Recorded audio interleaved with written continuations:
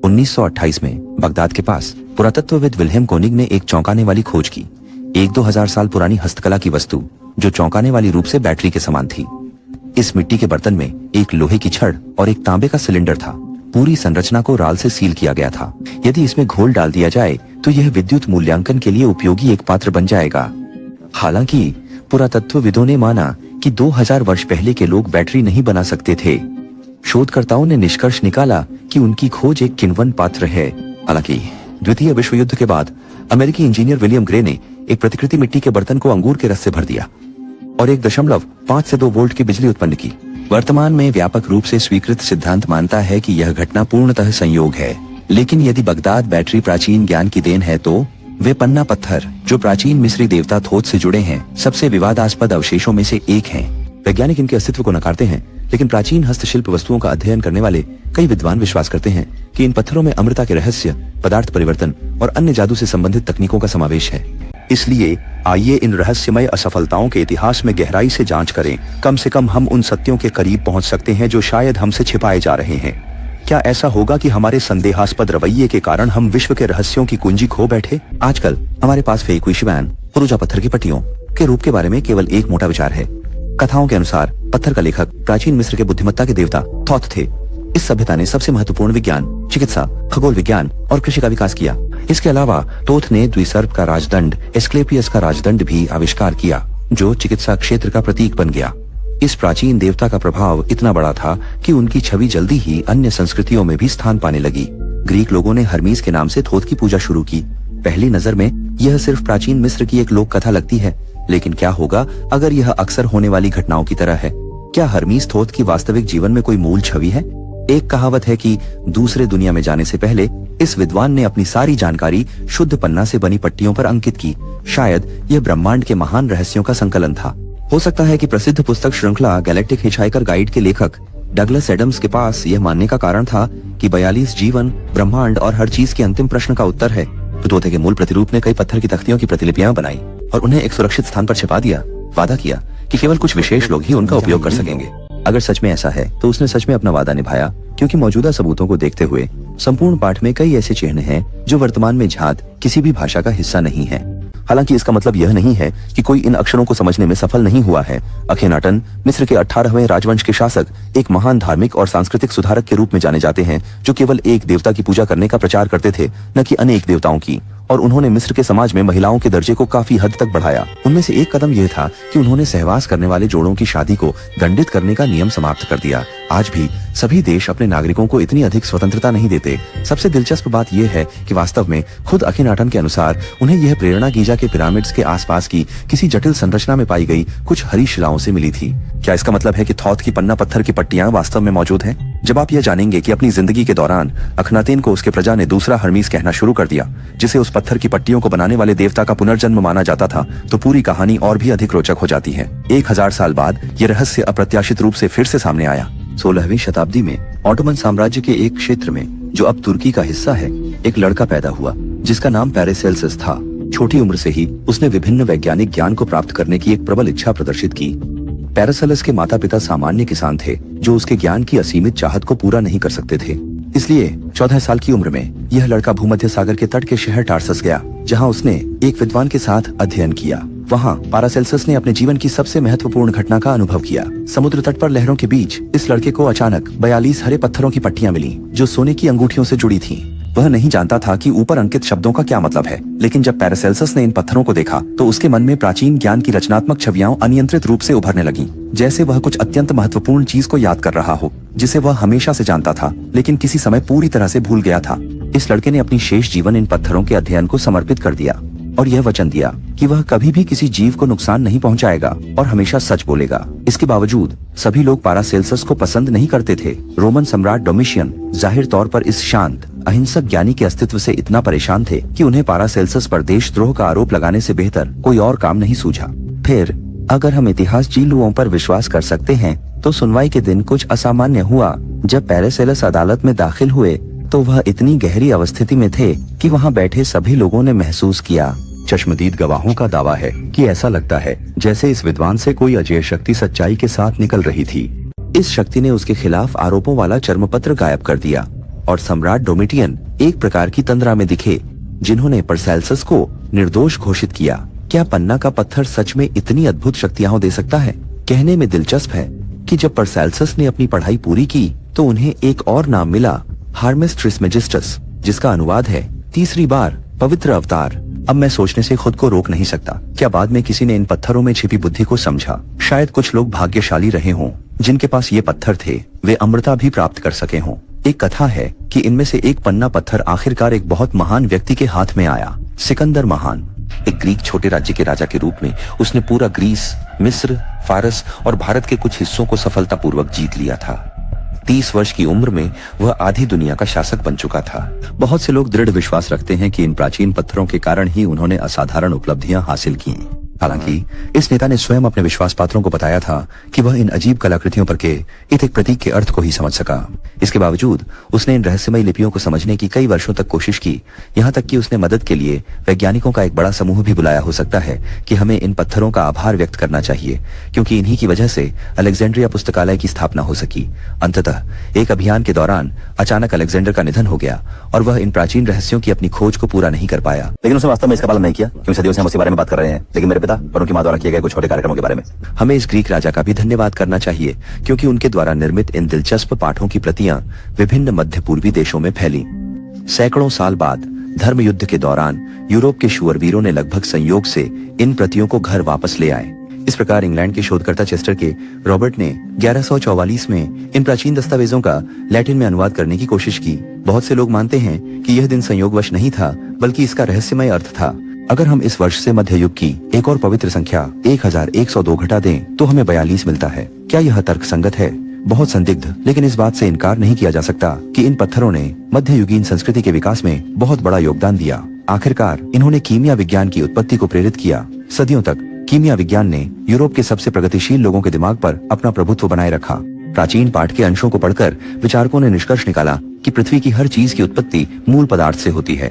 यहाँ तक कि दुनिया के जन्म से पहले भी लोगों का मानना था कि मूल पदार्थ में सभी तत्व शामिल थे: आग, पानी, हवा और मिट्टी।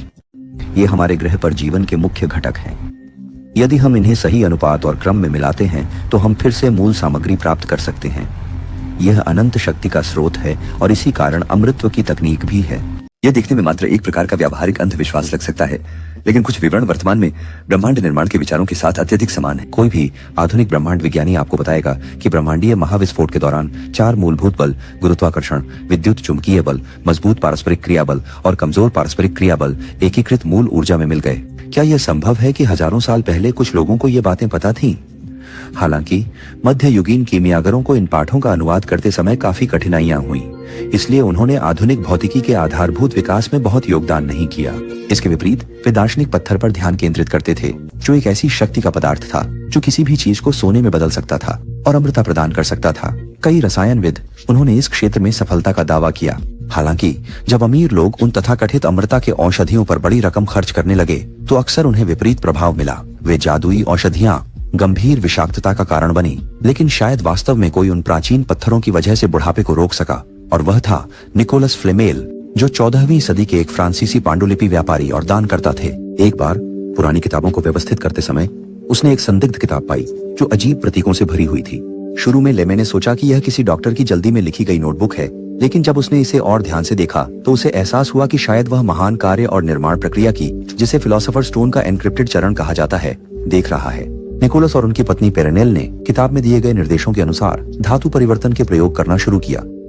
ऐसा माना जाता है कि उन्होंने प्रारंभिक प्रगति की, साधारण सीसे को शुद्ध सोने में बदल दिया। या तो निकोलस लेमे ने अपनी पत्नी को सालगिरह का सरप्राइज देने के लिए इस तरह का एक रचनात्मक तरीका खोजा। वैसे भी उसके पास अपनी सफलता की घोषणा करने का समय नहीं था, क्योंकि उसी समय फ्रांस के राजा चार्ल्स पंचम ने सभी कीमियाई प्रयोगशालाओं को नष्ट करने का आदेश दिया, क्योंकि वह कीमिया को विधर्म समझते थे। लेमे दंपति को गुप्त रूप से काम करना पड़ा। इसके बाद से उन्हें लेकर कोई समाचार नहीं मिला। लोग स्वाभाविक रूप से ये मान लेते हैं कि वे धोखेबाज थे, लेकिन इस दंपति ने कभी भी अल्केमी की चमत्कारी शक्तियों का प्रचार करके धन अर्जित करने की कोशिश नहीं की। इसके विपरीत वे सावधानी पूर्वक अपने ज्ञान को गुप्त रखते थे और बहुत संभावना है कि वे इससे गोपनीय लाभ उठाते थे। लाभ। 18वीं सदी के यात्री पॉल लुकास ने कहा कि उन्होंने एक अरब रेगिस्तान में जीवित निकोलस और पेरेनेल लेमे को देखा था, और यह इस बात का एकमात्र प्रमाण नहीं है कि इस जोड़े की 4 शताब्दियों के बाद भी मृत्यु नहीं हुई थी। लगभग उसी समय के फ्रांसीसी इतिहासकार आर्मंड सिमोंटे अपने एक कार्य में उल्लेख करते हैं कि निकोलस लेमे न केवल अमृता प्राप्त कर चुके थे बल्कि अपने प्रयोग भी जारी रखे थे। खोजकर्ता सेरेन क्विंडेस अपनी किताब में उल्लेख करते हैं कि सेरा मोरेना के पठारी क्षेत्र में उन्होंने एक जटिल भूमिगत भूल भुलैया का सामना किया, जहां उन्होंने निकोलस लेमे से व्यक्तिगत रूप से मुलाकात की। इस अमर कीमियागर ने उसे बताया कि वह एक अनोखी तकनीक पर काम कर रहा है जिससे वह अपने भूमिगत राज्य के प्रवेश द्वार को पूरी तरह अदृश्य बना सके ताकि वह अन्य अनचाहे आगंतुकों से बच सके और अमृता के रहस्य को सुरक्षित रख सके। लेकिन चाहे ये कहानियां झूठ न भी हों, इतिहास में केवल एक ही व्यक्ति ने उन हरे पत्थरों के रहस्य को कैसे सुलझाया। शायद हमें उनके उद्गम पर विशेष ध्यान देने की आवश्यकता है ताकि कारण का पता चल सके। यही वह जगह है जहां साजिश और जटिल हो जाती है। सुराग ने एक अत्यंत जादुई स्थान की ओर इशारा किया। क्या ये हस्तशिल्प किसी अब अस्तित्व में न रहने वाले दूसरे विश्व अटलांटिस से आए थे? मिस्र के विद्वान मानते हैं कि उन अजीबोगरीब लेखन के लेखक देवताओं में असाधारण हैं, क्योंकि यह देवता संभवतः अपने लोगों के एक महाकाव्य बाढ़ में मर जाने के बाद उन जगहों पर गए थे। महान बाढ़ की कहानी लगभग हर संस्कृति में पाई जाती है। यह न केवल बाइबल में है बल्कि अमेरिकी मूल निवासियों की कथाओं में भी है और यहाँ तक कि ऑस्ट्रेलियाई आदिवासियों की संस्कृति में भी इसका उल्लेख है। शायद उस आपदा को मिस्र के पूर्वजों की मृत्यु का कारण माना जा सकता है। तब क्या यह संभव है कि एक इतना उन्नत सभ्यता कभी अस्तित्व में थी जिसने पृथ्वी पर आधुनिक विज्ञान के उभरने से हजारों साल पहले ही अमृता का रहस्य ढूंढ लिया था? इसे कहा जाता है एंटिकाइथेरा मैकेनिज्म। यह 1901 में ग्रीस के एंटिक्याथा द्वीप के पास के समुद्र में खोजा गया था। लेकिन कांस्य युग की अन्य तकनीकी आविष्कारों की तुलना में मैं अनायास ही जिज्ञासु महसूस करता हूँ। शुरुआत में वैज्ञानिकों ने इसे सामान्य कचरा समझा, इसलिए कई वर्षों तक किसी ने इसमें दिलचस्पी नहीं ली। यहाँ तक कि आधी सदी बाद विशेषज्ञों ने पहली बार एक्सरे का उपयोग करके इस उपकरण की जांच की और गायब हिस्सों को पुनः स्थापित करने की कोशिश की। उन्होंने एक अद्भुत निष्कर्ष निकाला कि यह उपकरण एक सिमुलेशन कंप्यूटर की तरह है। परिणाम स्वरूप यह दिखाता है कि यह चंद्रमा, सूर्य, बुध, शुक्र, मंगल, बृहस्पति और शनि की एक साथ गतिविधि को सटीकता से प्रदर्शित कर सकता है और उपयोगकर्ता को 42 विभिन्न खगोलीय घटनाओं की तिथि का पता चलता सकता है। ठीक 42 प्रकार, न ज्यादा न कम। क्या केवल मुझे यह संयोग बहुत दिलचस्प लगता है? खैर, इतिहास में झात पहला इसी तरह का आविष्कार एक यूरोपीय व्यक्ति नाम जॉर्ज ग्राहम ने 1710 में किया था। उसी समय अनुसंधान से पता चलता है कि एंटिकीथेरा यंत्र 2000 से अधिक वर्षों पुराना है। आजकल लोग मानते हैं कि यह प्राचीन यूनान का उत्पाद है, लेकिन कांस्य युग की अन्य तकनीकी आविष्कारों की तुलना में मैं सोच में हूँ, क्या सच में उन लोगों ने इसे बनाया था? अमेरिकी अलौकिक घटनाओं के जांचकर्ता एडगर केसी मानते हैं कि यूनानियों ने अटलांटिस के दस्तावेजों से प्रेरणा ली। मुझे आपको याद दिलाना है कि यह व्यक्ति छद्म वैज्ञानिकों से भी कम विश्वसनीय है और उसकी झूठ बोलने की भी ख्याति है। हालांकि पहले उसकी बात सुनते हैं। काइशी कहता है, हमारी आधुनिक तकनीक के आविष्कार करने से कई हजार साल पहले ही अटलांटिस के लोग बिजली उत्पन्न करने में सक्षम थे और बगदाद बैटरी भी एक प्रमाण के रूप में काम कर सकती है। सबसे महत्वपूर्ण बात यह है कि वे अटलांटिस के युग के समकालीन मानवों की तुलना में अधिक आध्यात्मिक और समझदार थे, जिसने उन्हें टेलीपैथिक दूरसंचार प्रौद्योगिकी विकसित करने में सक्षम बनाया और वे एस्ट्रल प्रोजेक्शन भी कर सकते थे। केसी का मानना है कि उनके पास बोलचाल की भाषा भी नहीं थी, बल्कि वे सामूहिक चेतना के माध्यम से संवाद करते थे। कि इसके अलावा वह पुनर्जन्म पर विश्वास करते हैं और एक बार अपने व्याख्यान में दावा किया कि वह बहुत पहले एक अटलांटिस निवासी थे, इसलिए ही वह अटलांटिस सभ्यता को इतनी गहराई से समझते हैं। यह सचमुच बेतुकी बात है और इसी कारण से यह चौंकाने वाला है कि केसी ने कुछ हद तक सही कहा था। 1938 में उनकी मृत्यु से 7 वर्ष पहले उन्होंने घोषणा की थी कि लगभग 30 वर्षों में लोग अटलांटिस के वास्तविक अस्तित्व के महत्वपूर्ण प्रमाण पाएंगे। 1968 में बिमिनी द्वीप के पास गोताखोरों ने एक 700 मीटर लंबी सड़क की खोज की जो व्यवस्थित चूना पत्थर के ब्लॉकों से बनी थी। इस अद्भुत संरचना को अब बिमिनी रोड कहा जाता है। इस संरचना का वहां कैसे प्रकट होना हुआ, इस पर वैज्ञानिक अब भी एकमत नहीं है। हम इसे प्राकृतिक रूप से बना नहीं मान सकते, लेकिन अगर हमने पृथ्वी के अन्य स्थानों पर कभी ऐसी चीज नहीं देखी, तो क्या बिमिनी रोड रहस्यमयी अटलांटिस की एक प्राचीन सड़क हो सकती है? इसके अलावा एक अन्य व्याख्यान में एडगर केसी ने उल्लेख किया कि अटलांटिस के लोग क्वांटम यांत्रिकी से परिचित थे और लेजर क्रिस्टल और स्टोरेज चिप्स बनाने की तकनीक में महारत रखते थे। आजकल विभिन्न क्षेत्रों में क्रिस्टल का व्यापक उपयोग आम है, लेकिन केसी ने इन चीजों का उल्लेख आधुनिक लेजर और कंप्यूटर के आविष्कार से पहले किया था। फिर भी मैं यह मानने में असमर्थ हूँ कि वह अटलांटिस के व्यक्ति का पुनर्जन्म है। शायद यह उसके द्वारा उन जानकारियों को प्राप्त करने के अपने सफल प्रयास को दर्शाने का एक तरीका हो सकता है जो हमें कड़ी निगरानी में रखा जाता है, और वे पत्थर की पट्टियां एक बड़ी पहेली का केवल एक छोटा हिस्सा हैं। बहुत समय पहले अगर हम विवाद के स्रोत की गहराई से जांच कर सकें, तो एडगर केसी का दावा था कि अटलांटिस के केंद्र में एक विशाल मंदिर था। यह पूरी तरह चांदी से ढकी हुई है कुछ हिस्सों में सोने की कलाकृतियां हैं और इसमें तथाकथित रेजोनेंस ऑफ आई रखा गया है। यह अटलांटिस का मुख्य ऊर्जा स्रोत है। हर 5 साल में अटलांटिस के विभिन्न क्षेत्रों के शासकों को पोसाइडन के मंदिर में उपस्थित होना पड़ता है ताकि वे लोगों के सामने अपनी प्रतिज्ञा को दोहरा सकें। कैसी मानते हैं कि रेजोनेंस ऑफ आई ऊर्जा के कंपन द्वारा शासकों का सही मार्गदर्शन करती है। और भी दिलचस्प बात यह है कि इस समारोह के बाद उन्हें समारोह के दौरान उत्पन्न हुए बुद्धिमानी भरे विचारों को विशेष पत्थर की पट्टिका पर लिखना चाहिए। इसके अलावा वे जो पवित्र प्रतीक उपयोग करते हैं वे महत्वपूर्ण ज्ञान को लिखित रूप में नहीं बल्कि छवियों के माध्यम से प्रकट करते हैं। अगर आपको याद हो, बुद्धिमान बेलियन जिन्होंने 16वीं शताब्दी ईसा पूर्व में पन्ना पत्थर की खोज की, ने प्राचीन दस्तावेजों के अपने अध्ययन के अनुभव को इसी तरह से समझाया। क्या इसका मतलब यह है कि सुपर उन्नत अटलांटिस सभ्यता की सारी बुद्धिमत्ता इन प्रसिद्ध हस्तशिल्पों में निहित है? लेकिन अगर उस सभ्यता के पास इतनी असीमित बुद्धिमत्ता थी तो वह कैसे गायब हो गई?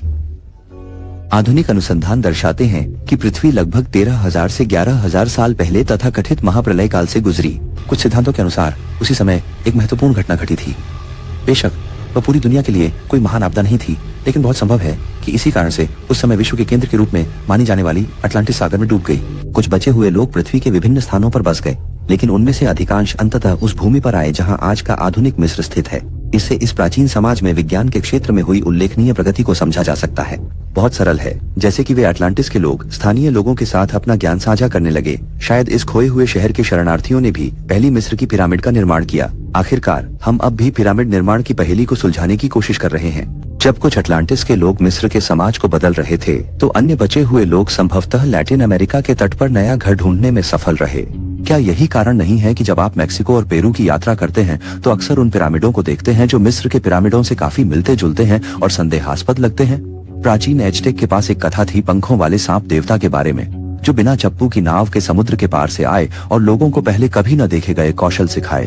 प्राचीन मेक्सिको वासियों ने इस घटना को स्मरणीय बनाने के लिए पत्थरों पर नक्काशी भी की, जिसमें एक व्यक्ति जो पवित्र ज्ञान सिखाता है का चित्रण किया गया। क्या फेदर्ड सरपेंट एक अटलांटिस का जीवित बचा व्यक्ति हो सकता है, जैसे वो लोग जो समुद्र के रास्ते मिस्र पहुंचे और पन्ना की पट्टी बनाई?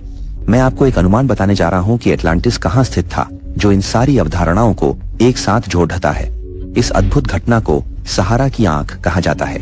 1965 में अंतरिक्ष यात्रियों ने इसे रेगिस्तान में खोजा। ये एक लगभग समरूप संरचना है जो कई सतह पर दिखने वाले अवसादी चट्टानों के समचक्रों से बनी है, जो अंतरिक्ष से भी स्पष्ट दिखाई देती है। शुरुआत में वैज्ञानिकों ने सोचा कि यह उल्का पिंड के टकराने से बना है, लेकिन बाद में उन्हें यह सिद्धांत छोड़ना पड़ा क्योंकि मिट्टी के नमूनों में कोई बाहरी पदार्थ के निशान नहीं मिले। अगर ऐसा है तो पृथ्वी की सतह पर इतना परिपूर्ण गोलाकार भूगर्भीय गुंबद कैसे बना? शोधकर्ताओं ने चट्टान की सतह की जांच की और समुद्री नमक की परतें पाईं। आगे के विश्लेषण से पता चलता है कि लगभग 12,000 साल पहले इस महाद्वीप के इस हिस्से को समुद्र के पानी ने डूबा दिया था। अगले 1,000 वर्षों में यह फिर से समुद्र के ऊपर आ गया और उसके बाद यह वर्तमान सहारा मरुस्थल बन गया। जाहिर है यह क्षेत्र शायद उस प्रसिद्ध महाप्रलय की सटीक जगह हो सकता है। शायद अटलांटिस भी यहाँ स्थित था। कैसी के अनुसार पोसाइडन मंदिर एक विशाल गोल हॉल था जिसमें अंदर किसी प्रकार की ओपन एयर थिएटर जैसी संरचना थी। इसके अलावा इस इमारत के चारों ओर 3 खाइयां हैं, प्रत्येक पिछले से चौड़ी। यह विवरण सहारा की आंख की आकृति से बहुत मिलता जुलता है। क्या अनुनाद की आंख इसका केंद्र हो सकती है? शायद अटलांटिस की बुद्धिमत्ता जो बाद में पन्ना पत्थरों पर दर्ज की गई यहीं से आई हो। 1966 से 1967 के दौरान संयुक्त राज्य अमेरिका की केंद्रीय खुफिया एजेंसी ने एक गुप्त मिशन चलाया। इस प्रक्रिया के दौरान विमानों को दुनिया के हजारों विभिन्न स्थानों पर भूचुंबकीय विसंगतियों की खोज के लिए भेजा गया। इनमें से एक खोज दल सीधा सहारा की आंख के स्थान की ओर गया। कुछ साल पहले इस मिशन के परिणाम अंततः उजागर किए गए, लेकिन उन चीजों को छोड़कर जो अफ्रीका के रेगिस्तान में खोज से संबंधित हैं, हम मजाक कर रहे हैं। अमेरिकी केंद्रीय खुफिया एजेंसी अभी भी इस मामले में जानकारी का खुलासा करने से इनकार करती है, लेकिन उन्होंने अचानक जनता से यह जानकारी छिपाने का फैसला क्यों किया? शायद कारण वही है जिसके चलते अधिकारियों ने गीजा पिरामिड के नीचे किसी भी प्रकार की खुदाई पर रोक लगाई है। मैं आपको याद दिला दूं कि कैनन ने इसी अत्यंत जटिल स्थान पर अपनी वह पन्ने पत्थर की कॉपी पाई थी। कल्पना कीजिए यदि ये शक्तिशाली रहस्यमय ज्ञान किसी ऐसे व्यक्ति के हाथ में गया जो उस ज्ञानी व्यक्ति की तुलना में कम विनम्र है, तो कितना बड़ा नुकसान हो सकता है। लेकिन क्या हो अगर ब्रह्मांड का सबसे बड़ा खजाना वास्तव में पहले से ही हमारे पास हो और मुख्य समस्या ये हो कि हमने उसके वास्तविक अर्थ को नहीं समझा। मनोवैज्ञानिक कार्ल जंग का मानना था कि सभी प्राचीन ग्रंथों की रचना एक ही विचार को संप्रेषित करने के लिए की गई थी। लोग आमतौर पर मानते हैं कि रसायन शास्त्र द्वारा वर्णित प्रक्रिया भौतिक है, लेकिन वास्तव में यह मानसिक विकास का एक रूपक है। दूसरे शब्दों में दार्शनिक का पत्थर कोई जादुई गुणों वाला भौतिक पदार्थ नहीं है, बल्कि हमारी कल्पना और सत्य की खोज है। ये चीजें मानव स्वार्थ के शीशे को निस्वार्थता और भलाई के सोने में बदल सकती हैं। इसलिए फेचुई शिबान अनमोल है। और उनका अस्तित्व केवल लोगों को उनके अंतरतम को दिखाने के लिए है, ताकि वे अपनी आंतरिक शक्ति पर निर्भर रहें। शायद यही कारण है कि हमारे पूर्वजों ने इन पत्थरों के चारों ओर कई रहस्य बनाए, ताकि हमारे विचारों को प्रेरित किया जा सके और हमें ज्ञान के केंद्र तक पहुंचाया जा सके, क्योंकि इसके बिना हम इसे पर्याप्त रूप से नहीं सराहते। आप क्या सोचते हैं?